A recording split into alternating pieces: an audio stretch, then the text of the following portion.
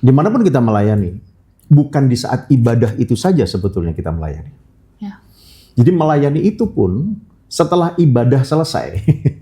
Ibadah selesai, begitu kita keluar dari gereja, justru ibadah sejati itu dibuktikan di sana. Kita ini masih harus terus makin rendah, makin rendah.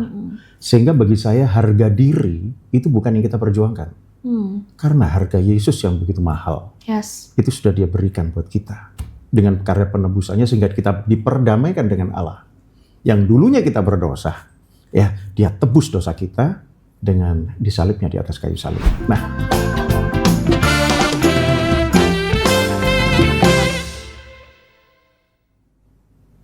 hai sahabat MDK, apa kabar semuanya? Sheila berharap semuanya dalam keadaan yang baik, sehat, dan juga penuh sukacita.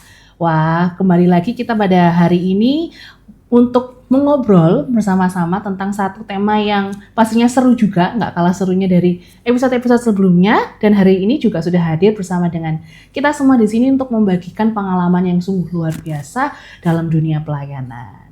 Nah, nanti kalau misal Sheila bisa menceritakan ke teman-teman atau mungkin ada teman-teman yang mau komen atau mungkin mau share tentang pengalaman yang sama, boleh dituliskan di kolom chat. Oke, tanpa perlu berlama-lama lagi, langsung kita sambut narasumber kita pada hari ini, ada Pastor Argo Bramantia. Selamat sore, Pastor. Sore Sheila. Bagaimana kabarnya, Pastor? Puji Tuhan, luar biasa baik. Selalu luar biasa di dalam Tuhan ya. Amin. Sibuk apa nih, Pastor, sekarang? Ya, tetap melayani dan terus melayani. Ya, karena dari dulu juga sebagai pelayan. Betul. Sampai kapanpun. Panggilannya dari awal sampai sekarang, puji Tuhan, terus melayani ya, Pastor ya. Oke, kayaknya lagi sibuk ini ya, Pastor ya. Training, kemudian menjadi seorang motivator kalau nggak salah. Kalau dibilang sibuk, mungkin nyibuk-nyibukin diri juga. Oh, nyibuk-nyibukin karena dibuat sendiri. sibuk juga sibuk, enggak juga enggak. Tapi bersyukur ya Sheila, karena kesempatan yang diberikan Tuhan, puji Tuhan masih bisa saya kerjakan. Dan kita kerjakan. Kalau boleh tahu nih, Pastor, kalau sebagai seorang penyemangat atau motivator gitu ya, Pastor. Di bidang apa nih, Pastor, sekarang? Lagi menggeluti di bidang? Iya, kalau profesi awalnya memang sebagai trainer ya. Trainer. Jadi dunia coaching and training memang dunia saya sejak tahun 1999. Wow. Ya, mungkin sekitar 26 tahun ya. 26 tahun, Pastor ya. Tapi saya ingin persembahkan itu untuk bagaimana bisa Tuhan tetap dan terus akan dimuliakan. Betul. Oleh sebab itu dalam dunia pelayanan pun ya tetap ingin seperti Tuhan Yesus sebagai trainer sejati. Wah, luar biasa. Saya masih jauh dari situ, tapi terus dan terus akan pengen seperti Yesus. Oke, mantap, Pastor. Berarti sudah sekitar 20 berapa tadi? 26 tahun. 26 tahun ya, Pastor ya.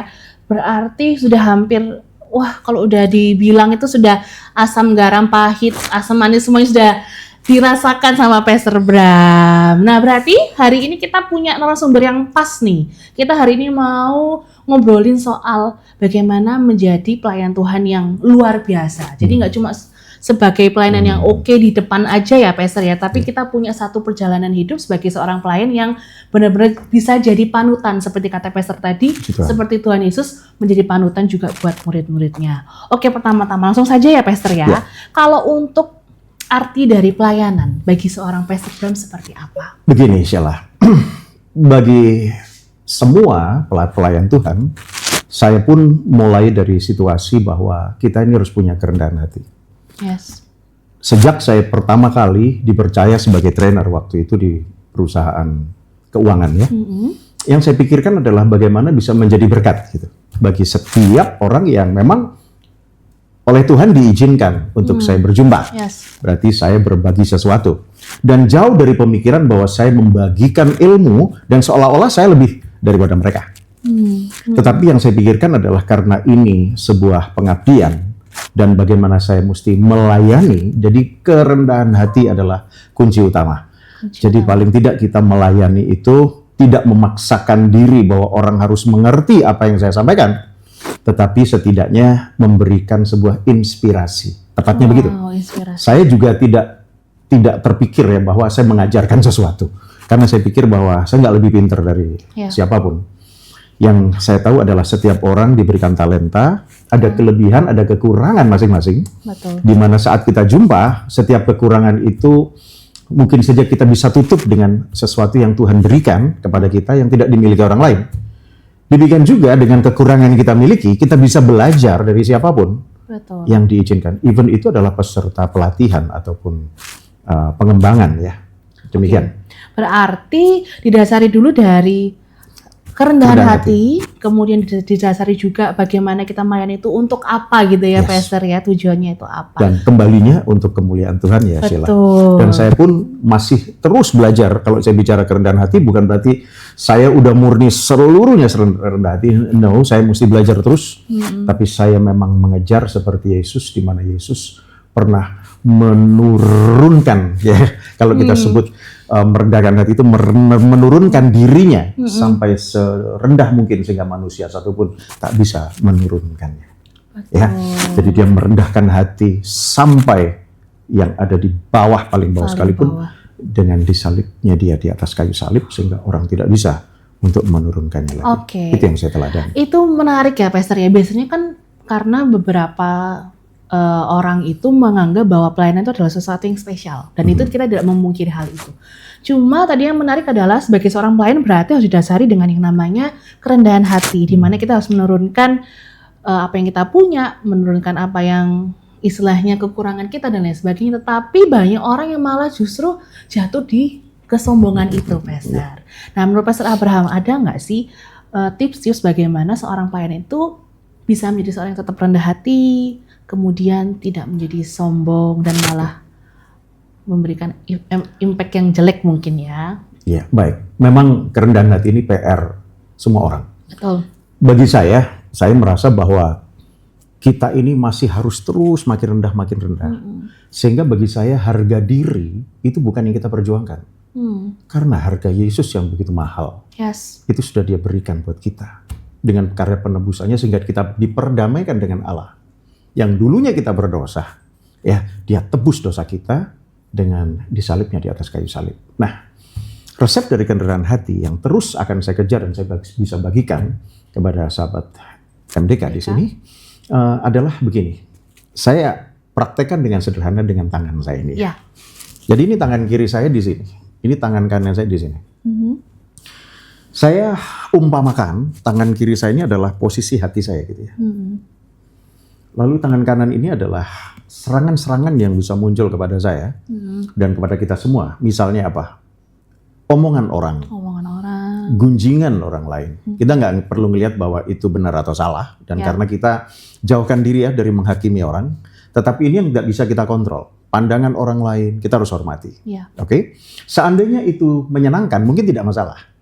Tapi ada sesuatu yang menyakitkan atau mengecewakan misalnya. Seperti ini, kita perhatikan ya, posisi saya di sini, tangan kiri, ini posisi hati saya, ini faktor dari luar, yaitu opini atau pandangan orang lain. Mari kita lihat, kena nggak Sheila? Kena nggak tangan saya? Kena, Pastor. Inilah yang seringkali jadi PR kita, bahwa seringkali kita terkena. Apa artinya terkena di sini? Kita bisa tersinggung, kita bisa kecewa, kita bisa sakit hati. Sekali lagi, jangan salahkannya di sini ya. Karena kita nggak bisa mengontrol juga ya, Pastor. Betul sekali. Ini hal yang tidak bisa kita kontrol. Nah, setelah saya teliti bahwa sebelum saya nunjuk orang, tunjuk saya diri dulu. Nah, ternyata setelah saya temukan bahwa kenapa kok bisa kecewa, kenapa kita bisa tersinggung, bukan karena masalah-masalah dari luar ini, tetapi karena saya meletakkan hati saya terlalu tinggi. Oleh sebab itu, saya akan berusaha untuk apa? Saya turunkan ini. Jadi bukan harga diri saya yang saya perjuangkan, tetapi saya menghormati harga Yesus yang begitu mahal. Dengan dia merendahkan diri, ya, bahkan hatinya juga sangat-sangat dia rendahkan untuk mengangkat kita. Jadi kalau saya turunkan demikian, ini nggak bisa kita kontrol sekali lagi. Posisi ini tetap tidak berubah. Tapi begitu demikian, kena nggak Sheila? Nggak kena ya. Jadi inilah sebetulnya hakikatnya. Bukan kita mengabaikan ini, tetapi menjaga hati supaya tidak merasa bahwa kita berada di tempat yang tinggi sehingga orang harus menghormati kita. Coba bayangin Sheila, kalau kita gampang tersinggung, teman kita bercandaan aja, ngomongnya sebetulnya ngomong bercandaan, karena kita merasa tersinggung, itu artinya apa? Terlepas dari dia mau menjatuhin kita apa enggak, mungkin bukan urusan kita jadinya. Tapi fokusnya kepada kita. Kenapa kita tersinggung? Karena kita merasa tidak pantas diperlakukan seperti itu. Itu artinya apa? Sebaiknya, kan gitu ya seolah-olah, Ya. mestinya perlakukan saya dengan hormat dong. Hormat. Itu artinya apa? Saya merasa lebih Terlalu tinggi, bahkan terlalu tinggi untuk hal seperti itu. Sehingga dengan posisi hati serendah ini, apapun yang terjadi, kita bisa menghadapi dengan kekuatan dari tempat yang maha tinggi. Karena bagi saya, begitu kita merendahkan hati, Tuhan akan memuliakan kita. Wah, keren sekali ya, Pastor ya. Nggak terpikirkan gitu loh, Pastor. Umpama seperti sebenarnya sederhana, tapi sangat mengena sekali ya, sahabat ya. Karena kita kan biasanya sebagai seorang pelayan itu adalah, nih, aku nih seorang worship leader gitu. Aku seorang mungkin yang hari ini lagi hits banget, lagi pendetanya lagi oke-okenya ini gitu, terkenal seperti Pastor ya. Tapi kita harus melihat bahwa lagi-lagi bukan kita yang ditunjukkan, tapi bahwa kemuliaan Tuhan yang ditunjukkan atas kehidupan kita. Oke, kalau ngomongin soal pelayanan berarti kan banyak sekali Pastor ya, wujud-wujud dan model-model bagaimana menjadi seorang pelayan. Nah, seharusnya Pastor, bagaimana gaya hidup pelayan itu yang baik menurut Pastor? Oke. Selain rendah hati tadi ya, Pastor ya. Ya, terima kasih. Tetap dasarnya adalah kerendahan hati. Kalau kita memiliki kerendahan hati, maka bukan hanya di mimbar kita melayani. Sekali lagi ya, Sheila, mau melayani di mimbar, di atas mimbar ataupun di bawah mimbar, itu semua adalah berharga di mata Tuhan. Betul. Ya. Nah, dimanapun kita melayani, bukan di saat ibadah itu saja sebetulnya kita melayani. Ya. Jadi melayani itu pun setelah ibadah selesai, ibadah selesai begitu kita keluar dari gereja, justru ibadah sejati itu dibuktikan di sana.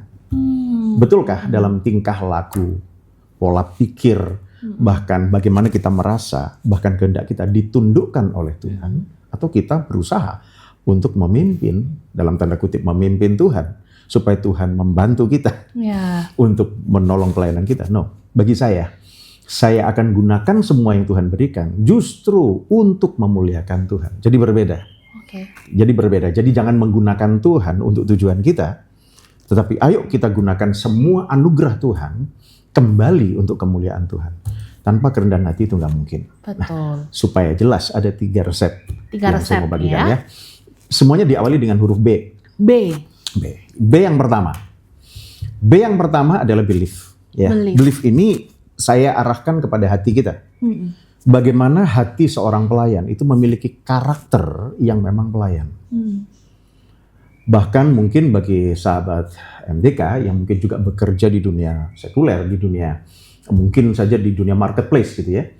Entah Anda sebagai seorang leader ataupun seorang officer gitu, apapun jabatannya, itu bukan soal, tetapi melayani itu kunci pertama. Jadi sebetulnya pelayanan itu bukan cuma saat kita menjadi WL atau sedang menjadi pembicara, tetapi juga saat sehari-hari di kantor, sehari-hari dalam dunia kerja. Kehidupan itu kita sendiri melayani. Ya, Pastor ya.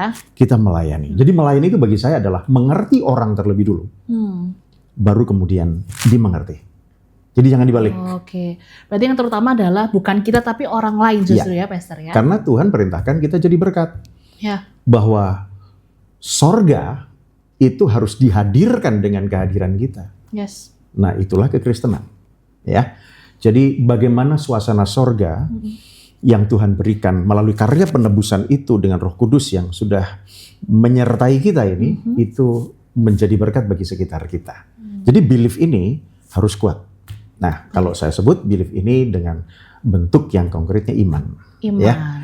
Iman kita. Jadi iman itu bukan berkata tentang gini ya, Sheila. Saya pengen apa, saya imani lalu dapat.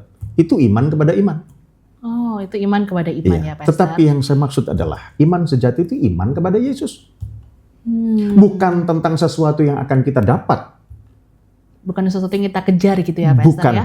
Tetapi kepada bagaimana menyenangkan Yesus. Jadi kalau kita sudah mendapat perkenanan Tuhan, satu paket tuh dengan apa yang menjadi mimpi kita, pasti diberikan sama kita. Gitu ya. Belief. Yang kedua, tentunya kita juga harus diperlengkapi dengan kekuatan yang namanya pikiran.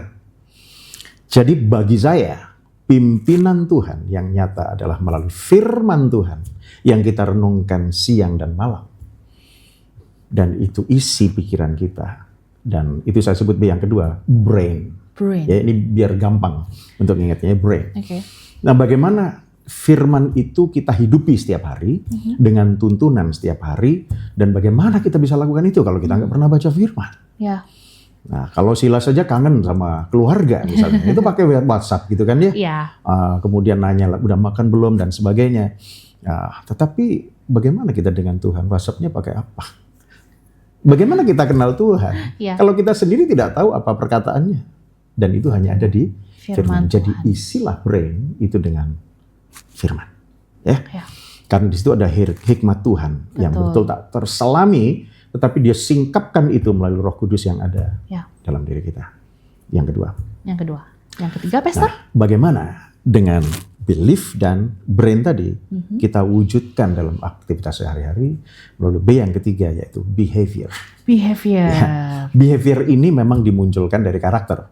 Ya, karakter itu harus ada pada para pelayan Tuhan dengan karakter Kristus. Karakternya cuma satu, Kristus. Gak boleh yang lain ya, Pastor ya? Nggak ada. Jadi sekali lagi karakter Kristus itu harus tinggal. Nah, karakter ini harus disertai dengan karisma. Jadi gini, Sila, karakter itu nggak kelihatan. Karena tempatnya di dalam, yaitu di hatimu, di hati kita semua. Tetapi begitu dia melakukan sesuatu melalui mulut kita, kelihatan dari perkataan kita, bagaimana ya hati kita, bagaimana juga pikiran kita. Dan seringkali juga banyak yang dikatakan bahwa everything comes from our mind. Jadi semua itu mulai dari pikiran. Bayangin kalau pikiran ini nggak dipimpin firman. Bagaimana kalau nggak ada Roh Kudus di hati kita? Betul. Dengan iman kita itu. Nah, dua-duanya akan menyatu menjadi sebuah kekuatan untuk kita melakukan sesuatu. Makanya jangan heran kalau misalnya terlihat gitu ya, mungkin kedapatan si A ini pelayan Tuhan, tapi kok kenapa ada perilaku-perilaku yang sepertinya tidak sesuai dengan firman. Nah, sekali lagi kita nggak boleh menghakimi, tetapi kembali berarti ada masalah. Bagaimana dia mengisi pikirannya? Bagaimana dia bisa mengarahkan hatinya? Sudahkah dia mengikuti Roh Kudus yang memimpin dia, atau dia ingin memimpin supaya Tuhan mengikuti kehendaknya? Pilihan. Dan itu terjadi dalam behavior ini. Nah, makanya saya tidak bilang karakter nggak kelihatan. Nah, behavior tergantung dari apa? Ada satu lagi yang menemani karakter, yaitu karisma. Selalu 2C ini. Karakter bagus, ya, karisma bagus, keren, tapi sangat sulit buat manusia mengejarnya sampai sempurna. Kadang karakter bagus nggak kelihatan, dia seperti akar pohon. Tetapi dia menentukan nggak kekuatan pohon itu? Sangat menentukan. Iya, sangat menentukan. Kelihatan nggak dari atas? Nggak kelihatan. Bangunan ini, yang menentukan kekuatannya apa? Bukan tembok-tembok ini, tetapi pondasi di bawah ini. Betul. Itulah karakter. Jadi karakter itu nggak kelihatan. Kapan dia akan tampak? Saat muncul karisma. Karisma ini yang muncul. Jadi Sila sekolah tinggi, Sila terus belajar untuk mendapatkan mungkin sertifikasi, ya, untuk mendapatkan pengakuan, ya, karena manusia juga perlu ya pengakuan. Karena manusia perlu bukti. Tapi hanya Tuhan yang lihat hati. Betul. Ya. Nah, perlu sekolah tinggi kalau mau diizinkan dan dapat berkat, sekolah terus. Ya, belajar terus. Dapat sertifikasi, kejar terus. Tapi jangan dengan ambisius. Tapi dengan mimpi Tuhan atas hidup kita. Nah, dengan demikian karakter kita akan dimunculkan oleh karisma itu. Jadi karisma itu tampak seperti batang pohon. Tapi bayangkan kalau tiba-tiba akarnya keropos, makanan nggak bisa didapetin dari dalam tanah, sehingga pohonnya juga akan rusak dari dalam dan akhirnya tumbang. Bangunan ini pun begitu. Kalau pondasinya nggak bagus, dia akan gampang runtuh. Jadi karakter harus mendukung karisma. Ya, jangan sampai karisma berjalan sendiri. Sebab begitu dia jatuh, dia nggak bisa nyelamatin dirinya sendiri. Tapi kalau karisma disertai dengan karakter, dia akan berjalan beriringan untuk membangun sesuatu yang kuat, ya, Pastor. Betul sekali. Kerendahan hati tadi akan dimuliakan Tuhan dengan karakter Kristus dan karisma Kristus. Demikian. Wah, luar biasa sekali ya. Jadi selain ada rendah hati tadi, ada 3 hal penting yang perlu pelayan Tuhan miliki. Yaitu yang pertama tadi adalah belief, kemudian yang kedua adalah brain, dan yang ketiga dan yang penting adalah behavior. Betul banget ya, tadi seperti kata Pastor Bram bahwa banyak sekali pelayan-pelayan Tuhan itu yang tampaknya itu oke, pembawaannya bagus, kalau sebagai worship leader itu keren gitu ya, menyanyinya itu bagus, suaranya bagus, begitu juga dengan pembicara-pembicara juga mungkin bagus, tapi mungkin ada beberapa hal yang mungkin mereka kurang mendalami lebih dalam lagi, seperti dari brain, behavior, dan belief tadi itu. Jadi itu mungkin harus terus diasah ya Pastor ya, supaya itu semakin istilahnya kalau pohon tadi itu akarnya tuh benar-benar kuat. Terus kan ada pepatah juga bahwa semakin akar semakin menancap ke dalam, dia akan semakin kuat. Itu yang harus ditumbuhkan terus ya Pastor ya.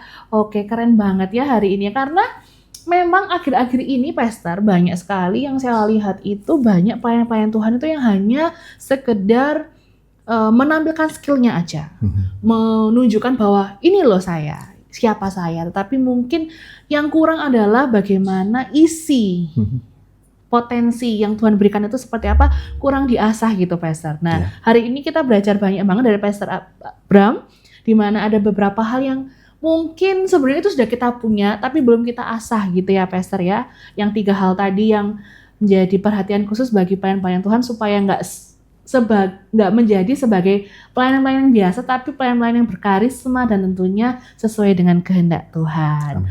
Oke, pesan terakhir nih Pastor untuk para sahabat-sahabat MDK yang mungkin sekarang sedang terjun di dunia pelayanan atau mungkin sedang membangun dirinya untuk menjadi seorang pelayan, kira-kira apa ini Pastor? Cari tahu yang Tuhan mau dan bukan yang kita mau. Karena Tuhan gak pernah salah. Ikuti terus apa yang Dia tuntun buat kita. Dan ingat satu hal, bahwa jangan pernah menggunakan Tuhan untuk tujuan kita. Tetapi mari dengan semua berkat Tuhan yang Dia curahkan, kita terus akan memuliakan Tuhan. Kejar Yesus, karena hidup kita adalah Kristus. Amin. Mati pun sebuah keuntungan. Tuhan memberkati. Amin. Itu satu kata-kata hari ini yang luar biasa ya, untuk menguatkan para sahabat-sahabat MDK semuanya supaya punya visi dan misi yang benar-benar kuat dan benar di hadapan Tuhan, supaya pelayanannya itu nggak sia-sia ya Pastor ya. Kan ada juga firman Tuhan itu mengatakan bahwa meskipun kamu pelayanan sebagaimanapun, tapi kalau saya nggak mengenal Tuhan, nggak mengenal kamu, rasanya percuma semuanya. Itulah kenapa hari ini kita belajar bahwa sebagai seorang pelayan Tuhan, kita harus benar-benar rendah hati, harus memiliki 3 kunci tadi, belief, brain, and behavior, di mana supaya kita bisa menjadi seorang pelayan yang sungguh luar biasa. Terima kasih banyak Pastor. Sama-sama. Sebenarnya seru banget ini ya pembicaraan kita. Kita akan bertemu di lain kesempatan lagi Pastor untuk bisa lebih dalam lagi mengenal bagaimana cara Tuhan itu proses hidup kita dari segi pelayanan, pujian penyembahan, dan lain sebagainya di lain kesempatan. Terima kasih banyak, terima kasih juga sahabat MDK semuanya. Semoga podcast kita hari ini bisa memberkati dan menjadi motivasi bagi sahabat-sahabat MDK dimanapun sahabat MDK berada. Amin. Tetap sehat, jangan lelah untuk melayani dan berikan yang terbaik untuk Tuhan. Tuhan Yesus memberkati, sahabat MDK. See you.